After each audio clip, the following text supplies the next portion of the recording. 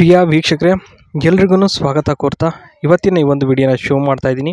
ಇಷ್ಟ ಆಯಿತು ಅಂದರೆ ಒಂದು ಲೈಕನ್ನು ಕೊಟ್ಟು ಹಾಗೆ ಸಬ್ಸ್ಕ್ರೈಬ್ ಮಾಡ್ಕೊಂಡು ನೋಡ್ಕೊಳ್ಳಿ. ಓಕೆ, ಪದ್ಮ ಅಂಥೇಳಿ ಆಚಾರ್ಯರು ಇವರು 43 ವರ್ಷ ವಯಸ್ಸಾಗಿರುತ್ತೆ ಇವ್ರಿಗೆ.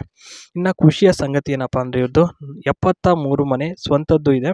ಎಲ್ಲ ದೊಡ್ಡ ಮನೆಗಳೇನೆ, ಯಾವುದು ಚಿಕ್ಕ ಮನೆದು ಮತ್ತು ಹಳೆ ಮನೆ ಇಲ್ಲ.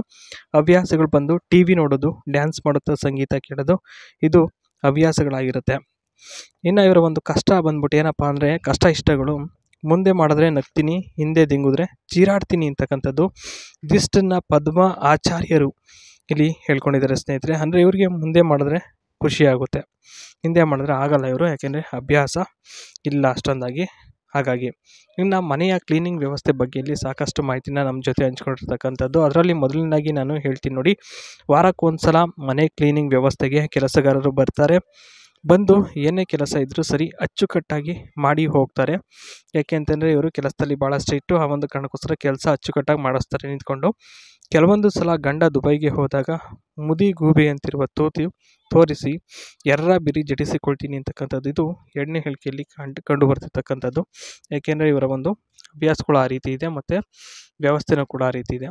ಇನ್ನು ಆದರೆ ಅವರಿಗೆ ಅಪ್ಪಚ್ಚೆ ಆಗುತ್ತೆ ಅಂತ ಭಯ ಅಷ್ಟೇ, ಅಷ್ಟು ಬಿಟ್ಟರೆ ಇನ್ನು ಯಾವುದೇ ಕಾರಣಕ್ಕೂ ಇವರು ಇಂಜರಿ ಎಲ್ಲ ಮಾಡುತ್ತಾರೆ ಚೆನ್ನಾಗಿ ಅಂತೇಳಿ ಹೇಳಿದ್ದಾರೆ. ಇದಿಷ್ಟು ಮನೆಯ ಕ್ಲೀನಿಂಗ್ ಬಗ್ಗೆ ವ್ಯವಸ್ಥೆ ಆಗಿರುತ್ತೆ.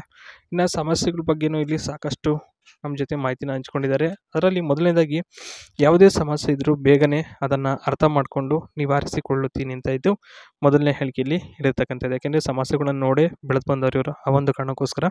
ಎರಡನೇದು ಬಂದ್ಬಿಟ್ಟು ಯಾಕೆಂದರೆ ಜೀವನ ನಡೆಸುವಾಗ ಅದೆಲ್ಲ ಸರ್ವೇ ಸಾಮಾನ್ಯ, ಅದರಲ್ಲೇನು ಸ್ಪೆಷಾಲಿಟಿ ಇಲ್ಲ ಕಣ್ರಿ ಅಂತ ಇದು ಎರಡನೇ ಹೇಳಿಕೆಯಲ್ಲಿ ಹೇಳಿರ್ತಕ್ಕಂಥದ್ದು. ಇನ್ನು ಮೂರನೇದು ಬಂದ್ಬಿಟ್ಟು, ಯಾರೂ ಇಲ್ಲದೇ ಇದ್ದಾಗ ಚಟ ಜಾಸ್ತಿ ಆದರೆ ಬಾಳೆಹಣ್ಣು ರೆಡಿಯಾಗಿ ಇದ್ದೇ ಇರುತ್ತೆ, ತೊಂದರೆ ಏನಿಲ್ಲ ಆಯಿತಾ, ನುಗ್ಗಿಸಿಕೊಂಡ್ರೆ ಆ ಒಂದು ಕಾರಣಕ್ಕೋಸ್ಕರ ಸಂತೋಷ ಆಗುತ್ತೆ ಅಂತ ಇಲ್ಲಿ ಹೇಳಿದ್ದಾರೆ.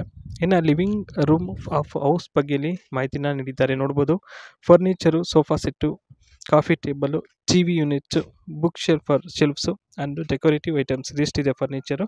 ಇನ್ನು ಲೈಟಿಂಗ್ ಬಗ್ಗೆ ceiling lights, chandeliers or recessed lighting, decor ಬಂದ್ಬಿಟ್ಟು wall paintings, wall paper, indoor plants or decorative mirrors ಅಂತ ಹೇಳಿದ್ದಾರೆ. ಅಂದರೆ ಡೆಕೋರೇಟಿಂಗಲ್ಲಿ ಇವರು ತುಂಬ ಆಸಕ್ತಿಯನ್ನು ಹೊಂದಿರ್ತಾರೆ.